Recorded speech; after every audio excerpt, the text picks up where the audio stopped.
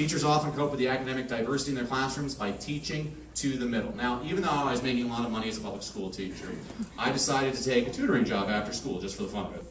And I got to work with underachieving geniuses, which I've always called all of my students underachieving geniuses, but I actually once had an underachieving genius named Tyler. He was 8 years old. And my first session with Tyler, I said, okay, Tyler, today I'm going to read aloud to you The Adventures of Huckleberry Finn by Mark Twain. He said, I read that on my own long ago. I thought to myself, wow, that's like an 8th grade level book. I'm like, okay, have you ever read anything by William Shakespeare? He's like, oh yeah, I've read all 37 of the plays. I like the comedies best. Like 12th night, he starts quoting his favorite part. And I'm like, it's my favorite part too. Like, you ever read anything by the Greeks? He's like, oh, Oedipus, Medea. I'm like, oh, I hate it when they know more than me.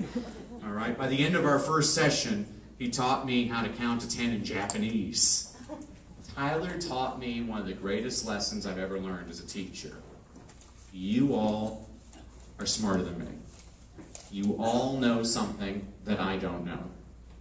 And you all probably have a way of learning information which is different from the way I learn information. Now for me, you put it to a song, I can remember just about anything. Tyler was all about motion. He liked moving around. All right? Do any of you know how to count to 10 in Japanese? Oh, we got one.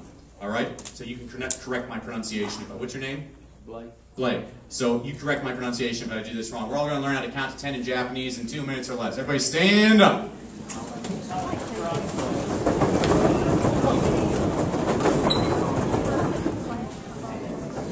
Now, 1 and 2 in Japanese are itchy knee. So everybody scratch your knee and say itchy knee. Okay, now we'll group 3, 4, 5, and 6. Now 3 is sun, so everybody point up to the sun and say sun. 4 is she, so roll your fingers through your hair and say she. 5 is go, so everybody act like you're walking and say go. And 6 is Roku, which everybody act like you're listening to your iPod and say Roku. Okay, let's review 3, 4, 5, and 6. And sun, she, go, Roku. Now 7 in Japanese is chichi, which is not a nice thing to say in Spanish. It refers to a male body part. But in Japanese, believe me, when you're teaching a lot of Mexican kids, I'm like, chichi, they're like, but in Japanese it means 7. It kind of sounds like a sneeze to me, so everybody sneeze and say chichi. Okay, now 8 is hachi, so now put on a hat and say hachi. Let's review 7 and 8. And chichi, hachi. Now 9 is coo, so everybody coo like a dove. Coo. I just feel like Katharine Hepburn in On Golden Pond. Oh, I'm in the loons, everybody.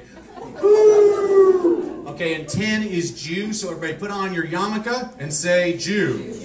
Okay, let's review 1 through 10 slowly. And itchy, knee, sun, she, go, Roku, chichi, hachi, coo, Jew. You all just learned how to count to 10 in Japanese. Give yourselves a big hand.